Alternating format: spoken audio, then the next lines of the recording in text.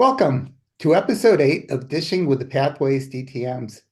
My name is David Lintz, and I'm pleased to be your host for an interview with a Toastmaster in our district who came up with a really creative idea for her Distinguished Toastmaster project. Missy Oliver is one of the warmest and most helpful Toastmasters you will ever meet. Always on a mission to make others feel welcome, valued, and included, she has served the district as its administration manager and public relations manager, as well as serving first as an area director and then as a division director. At the club level, she has served as a president, vice president of membership, vice president of public relations, and sergeant at arms. Only 3 more roles to go, Missy, and you'll have the full deck. But welcome to the session, and I'm going to dive right into my questions. So the first thing I'd like to know is something about what you did for your DTM project. Thank you. Thank you for asking, David. Hello, everyone. My DTM project was something that I was really passionate about. And it was when I was approaching my requirements for getting my DTM, this project came right to mind. So a brief overview. I work in a corporate environment. I belong to a corporate club, and I have the opportunity to use or do projects and also include the community. So my DTM project was a virtual bicycle event that was held in 4 different regions: APAC, EMEA, North America, and LATAM. We had over 70 cyclists that joined this virtual event that took over a course of 2 weeks. My goal within my DTM project was to host an event that had impact, create and manage a team, which I brought people from within my organization to help me, have some engagement, of course, education, and then also provide people to get empowered to do similar events in the future, and also inspire others to get involved with the community. It's a great answer. So you mentioned at the beginning of that answer that you were passionate about the project. So what was it about setting up a virtual bike tour that caused this passion for you? What was it that made it special to you? Thank you. So for me, as going into my DTM, I wanted to pick something that I love doing. I didn't want to just pick a project just to check off a box and go through the process. I wanted something to actually make an impact. And it happened that I was getting my DTM through our pandemic. I would have preferred doing something in person. Yes, I'm a people person, but I was trying to be creative in a way that I could still get involved, still get outside, still involve people, still do something with a group, but maybe not all in person. And the virtual bike event was something that came to mind. We were able to have a registration fee, which we collected money. My organization, Johnson & Johnson, that I work for, does a 2-to-1 match. So $25 for registration, the organization gets $75. And we were able to accomplish a lot and still have fun while we were doing it. Terrific. I've done projects before that involve people in different states, and I think that's a challenge to manage. I can only imagine what it must be to do a project with people from different countries, and particularly parts of the world where you don't even share a common period of time or a very long common period of time that you're both awake at the same time. So I'd just be interested about hearing some of the obstacles that you had, not just logistical, but I would imagine cultural and otherwise. So what were some of those obstacles and how did you overcome them? I had a couple of obstacles, actually. One of them was managing a team that was going to be as enthusiastic about this project as I was, and with the challenges of time zones caused a really big problem. This event, I wanted to be interactive. I wanted it to be engaging. We utilized an application that a lot of cyclists use called Strava. And what I tasked the team to do was to go into Strava and engage, almost like social media. So you might have someone that's 13 hours ahead of you that's posting things, and your responsibility is to manage the team that person was on and go in and type in little comments saying, "Great job, you're doing great." And it was a challenge for sure. But how we overcome this particular challenge is just to realize, me as a leader, I presented the team saying, hey, I understand that there is some challenges. However, being part of an organization such as Johnson and Johnson, it puts you into a different perspective of how to work together and how to understand that others are willing to be part of this program, and you have to understand that there's challenges for them coming to us as well, because we're not in the same time zone. So it was an eye-opening experience because that was the first time that I ever did it. However, I think all of us walking away from this particular project, we got a whole new perspective of like how we work as a global organization in general. Because us in the United States, we're like, we're United States. Oh, wait, you know, it's 10 o'clock at night for you, but that's okay. When it's vice versa, it's a whole other story, right? So this actually, it was a good experience for us all, even though it was negative, it ended up turning into a positive because all of us can walk away and have that experience and know, what to do if that was to happen if you're working on a project in the future. I think that's a great point about how DTM projects are not only Mhm. helping a particular organization, but are helping you to grow as well.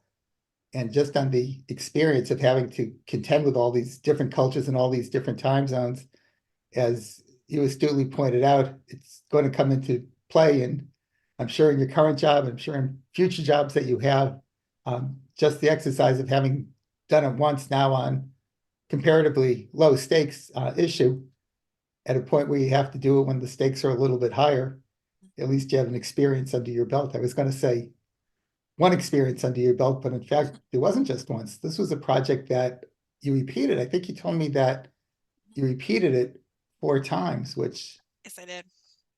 I'm not aware of anybody else who did a project that you can repeat that many times. And I can imagine that doing a project that is repeatable requires a little bit of pre-planning about not just how to do it successfully the first time, but how do you do it in a way that you're going to be able to repeat it, not just a second time, but 4 times. And I'm guessing if you could do Right. it 4 times, you probably could do it essentially an indefinite number of times. So how do you think about that? And how do you structure it so it's going to work out that way? Yes. This year was the fourth one that we've done. And over the course of the 4 years, we've just got better and better at it. I was able to structure teams into sub teams and having certain people just take over an entire part of the project instead of me just doing the initial leadership and then having, help in each of the segments. Today, we have a whole entire team that each of us are doing our own little leadership parts of it and we're a well-oiled machine at this point, and it was very interesting that other organizations within Johnson and Johnson, because Johnson is huge, they tapped us on the shoulder and said, we want to do something similar. Can we schedule a call and do some lessons learned, and can you give us some guidance on how we can become a successful event like you? And in turn, we joined our team that we formed this year to host this particular event for this year for our group. We all joined as a team for the other group, and it was a lot of fun being on the other side and not touching everything but just participating. So we got a different perspective with that. So we're going to bring it that knowledge over next year in 2024 and just be even better. But like I said, like the DTM projects, like when you go to start selecting like what you want to do to achieve your DTM, you want to do something that's going to just have not only impact on what you're trying to accomplish, but also impact with yourself. Because I can say 4 years later, I've grown within this particular assignment of doing a virtual bike event. I can host a virtual bike event globally and not have any type of worry like I had the first time I did it. And having that knowledge of managing within different time zones has helped me tremendously, both in personal and career, that you get more out of it than just doing that assignment for this particular requirement for a distinguished Toastmaster. It goes beyond that. I was counting in my head as you went through that answer. There were 7 or 8 very interesting threads I could pull on from that answer, but I'd like to highlight 2 of them. The first, you talked about the importance of delegation, and I'm guessing part of the reason why you delegated, you can tell me if I'm wrong, is just out of necessity, that it becomes too big a project. And at some point, you have to trust people that even if they might not do it exactly how you did it, if they're good people and they're dedicated, they'll do it in another way that works. And all of a sudden, once you can delegate effectively, you can become so much more effective. There's so many more things that you can control if you're willing to control some of them indirectly. The other thing that I thought was interesting was that you were asked about how you could apply some of what you did in your project to a different sort of project. So as you think about the good that you were doing, as you thought about the specific good you were doing for the cause you cared about, that turned out to be only I don't want to say a small portion, but only a portion of the good that you were actually able to do. You were able to get other people to be able to use your lessons to do something for another cause, which might not have been particularly near or dear to your heart, but was important to somebody else. And that got to happen as well. So just kind of this multiplier effect that if you figure something out and you do it well, there are so many other people you can help, people you maybe never anticipated helping. Yes, yeah, no, it definitely was a definitely like a ripple effect, as you put Yeah. it, that happens. And also I found that myself as a leader has changed. I've changed the way that I approach different things through this project, as well as leadership leadership tasks that I've taken within the district as well as the club level. The experiences that you go through, lessons learned or wins or anything like that, at the end of the day, the goal is for you to bring your team to your level or make them even better than what you are. And going through this particular project we're talking about, when we did our event this year, it was amazing to me because yes, the delegation was great. It kind of alleviated things, but for me, it was like proud moment because I can step away and that project is still going to run. And when you and the confidence that they have that they could actually do the same thing. So Now, it was a win-win. I'm just thinking about how proud I was. Well, I was proud of my kids' first walk, but at a later point in their life, I was so proud of them when they got their first jobs and were out on their own. And when you see somebody else handling something and you knew you had some role in empowering them to do it, it just makes you feel so proud about the accomplishments of someone else. So I can imagine the great feeling it had. Well, we talked about one aspect of your leadership skills about delegating and getting a team to go through a project. I'm sure there were some others as well. And I'd be interested if you could talk a little bit more on the topic of leadership, particularly some of the leadership skills that you had to utilize in this project and how you changed as a leader. Yes. Okay. Awesome. I've held leadership roles at the club level. I was tapped on the shoulder. That was my first leadership role, was a sergeant at arms. They said, "Hey, you want to set up a room?" I said, "Yeah, that's great. Let's go set up a room." And I'm here. And I took the that leadership role as sergeant at arms. And then the rest was history as far as club level. But when I got tapped on the shoulder to do area director, that was kind of a different thing for me. Yes, I was nervous, but I had a really good group, a really good division director that was hands-on in the sense of giving us guidance that we can lean on. I wasn't by myself. I had other area directors in my team as well as outside of the team that I can lean on and ask questions for and give me some guidance on how to navigate through it. It wasn't until I got to the division director as Division G, and the previous division director helped get a area director for all of the different areas before she left, which is like huge. And Not I to think see that that should be hurt. a requirement. But when she did that, I was able to see and meet my team. And I'm a very big advocate of having a set agenda, having a reoccurring meetings so that we can touch base on, having some kind of celebration halfway. So we did a Christmas dinner, we did an end of the season Toastmaster season get together. We got together, we celebrated, we talked, we laughed, but guess what? We all worked hard and we all achieved amazing. And that particular year when I was division director, I got division director or division of the year. We got the notoriety of it all during CLCon that the G girls were there. And we were a very good and strong team. And when I passed the baton over to the next division director, I did the same thing as getting all the area directors before I left, so that the new area director the new division director that was going to take over was like had hit their team. I gave them an overview, here's my things, and then they can make it their own because this is a whole learning experience. And when I was division director, that's when it all like came together. And it was from there I went to administrator, manager, and then I went to the public relations. And public relations, that team was great. That team was great. Every single person on that team did something that they never did. They felt, the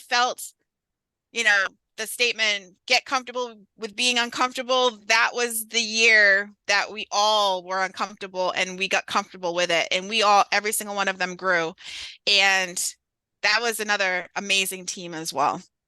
So when I look back at my leadership journey, I took bits and pieces of different leaders that I've been experienced with, like the division director that, got all the area directors together, met with me before she left, and we went through everything. And she told me, like, this person's here, this person has a strength in this, and blah blah blah. Like, she kind of set the table, and I took that and I did the same thing moving forward. And every single time that whether it's a work project, whether it's a community project, or if it's Toastmaster project, all the things that we learn, whether, just in general, or it's part of the DTM project's requirements, you leave with a sense of, I got this. And that's that's more of a value than the comma DTM at the end of your name, because it's the experience, it's the network, it's the empowerment that you get from others, and it's the safe space to make those mistakes and get better. And because of the things that I've experienced, I can honestly say, and I think I wrote it in the email to you, I applied for a role recently. I landed the job within the same organization I work today, but I jumped up 3 pay grade levels. 3. Amazing. My boss was like, two is kind of hard. I've never heard of 3. I says, well, guess what? You never heard of 3, but you heard of 3 now. And I can honestly say it was all the experience and the mistakes I've made and the things that I've done that were wins and losses and the good and the bad, and all of that together, sets the stage for when the time is right. And that's what Toastmasters is about. It's about better communication, better leadership, better growth, better empowerment, inspiring others. So again, a number of threads, but I'm going to pull out just 2 because of limitations of time. Maybe I'll put out an unabridged version of this, pulling on some of the others. But the first is, as you described all your Toastmasters roles, in a way, you can look at it as preparation for the DTM project, and some of the leadership portions of the DTM project might seem intimidating, but having gone through being an area director and a division director and an administrator on a couple of things, all of those things help you grow enough. So by the time you get to the DTM project, it's only a small jump, or in some cases, maybe not even a jump at all. But in some ways, it might even be easier depending on how experienced you are. And the second example about your promotion at work, congratulations for that. Thank you. I already know that you're a very talented person, and who knows, maybe even without Toastmasters, you would have had that triple jump. But the fact is, some of the stuff that you learn in Toastmasters, not just on the speaking side, but on the leadership side, give you a huge edge up on others of your colleagues who might not have had the benefit of that. And these great things happen. You never know exactly what causes something, but it's almost certainly a contributing factor at the very least. I wanted to talk about one other thing, your lessons learned session. I just want to know how you conducted it with your team in all those different places, and what some of the most valuable things were that you derived from conducting it. So that's a good question. I do lesson learn sessions with everything. Whether in person, whether it's a form or a survey, gaining voice of customer, voice of your team is where you're going to learn from.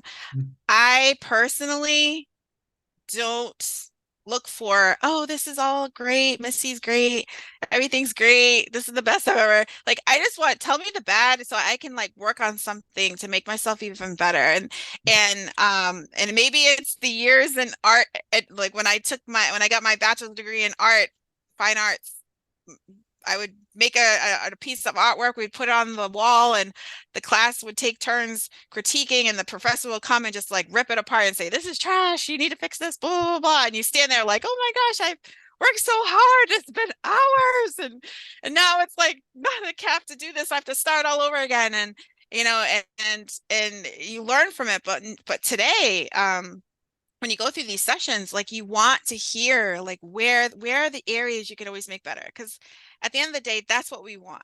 We want to make better. And it's great to get all 500 stars and everything, but it's always also great just to get some feedback where you can areas of improvement. And for those that are listening, these are the moments when you get that experienced Toastmaster in your group and they give an amazing speech and everybody's like, oh my gosh, this is amazing. But you're the evaluator and you still have to give A, appreciate, B, what can you do better, and C, what can you conclude, work on, congratulate, or whatever. But there's the B, and you have to come up with something that they can actually be better despite on how hands down it was. And when we do these feedback session for the event that I did for the DTM, always, I try to put a statement out there that's somewhat negative, that I say, you know what, like, I think we should have done blah, blah, blah, and I think it could have been better. Mind you, if it was or wasn't, but it opens up the conversation because I started off saying, okay, yes, we did an amazing job. We raised X number of dollars. We got this many bikes delivered. But I think what we could have done better was blah, blah, blah.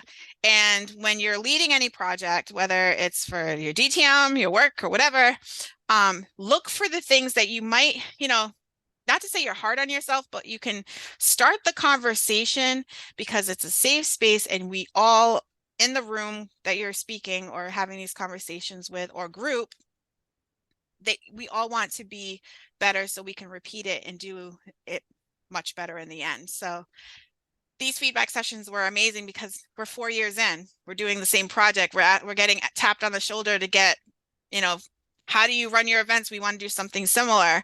And we have the knowledge to sit here and have a honest conversation with no reservation or nervousness because we've done it. And that's the thing about learning from your mistakes, going through the process, and just making small adjustments to make it better, just like our speeches. So what you're pointing to, a number of other people have told me the same thing about how important in a lessons learned session is to get candid answers. And of course, the problem is it's impolite to say something negative about somebody in public and certainly to their face. And just the number of habits that you have to overcome or convince the people to overcome. And particularly if somebody has a critique and you respond to it in a defensive way, best way in the world to shut down additional comments that might be able to help you. And just so many things to think about to get that level of candor in a lessons learned session, because as you point out, if they say everything perfect, Missy wouldn't change a thing, you basically don't learn anything from a session like that. But as a leader, right? If you're leading a project or even in Toastmasters, if you're a leader, an officer in your club, you need to be aware of who you're giving this feedback to. Yep. Because if it's a new person coming in the door or a new person that's helping out with a project, you want them to return. You don't want them to be like, oh my God, I just made a mistake and I'm never coming back here again because I just got super embarrassed and put on the spot. And maybe they're not used to that. And so when, like, just with our regular club sessions and someone new is giving their icebreaker speech, you pick something that's just one small thing that they can work on that they might be aware of already, and you forget about the rest because it's another day for another time, and you slowly get them in that. But the experienced ones like you, David, I'd be like, all right, listen, you said you keep doing this. No, I'm just kidding. But at the end of the day, I think for us as leaders, we just need to be aware and be choiceful on how we approach different things. And feedback is one of those things that we have to be aware and cautious of. We can't give the same feedback to the beginner Toastmaster versus the experienced Toastmaster. It's a process that we all learn from, because we all have been there and given a really intentful evaluation, and you see the person's face and you're just like, oh, I shouldn't have said that. Like, I should have been a little bit lighter, and then provided some additional feedback if they wanted it, but additional feedback for another day, another speech.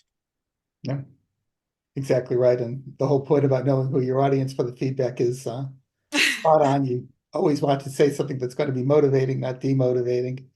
And then as more seasoned leaders, if we're taking more candid feedback that some of it might even sound unkind or unfair, we also model about how you accept feedback.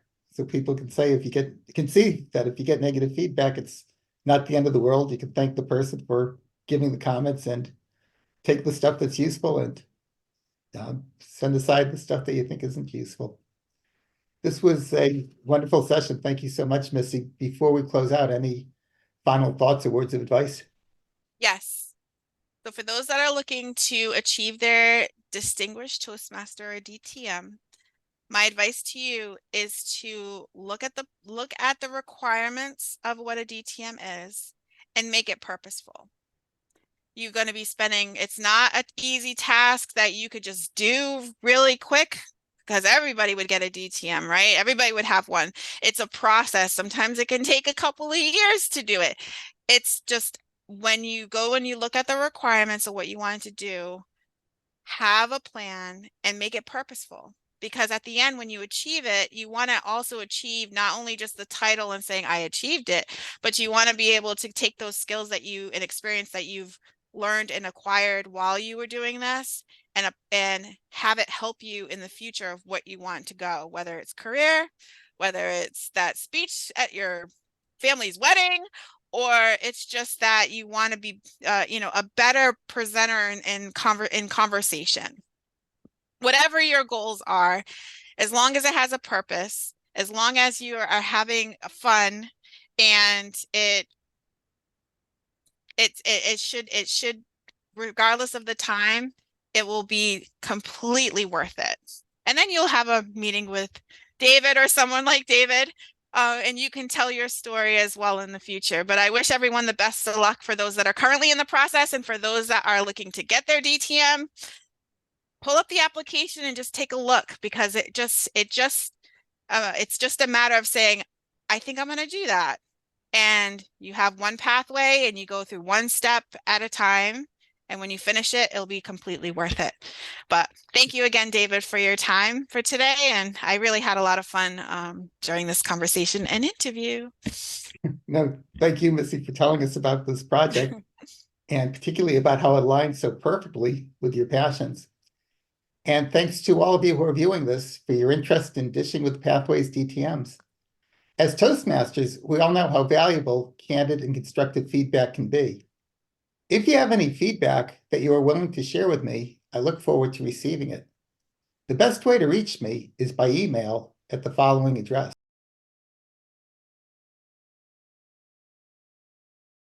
Until the next episode, be well and keep striving to achieve your goals. Thank you.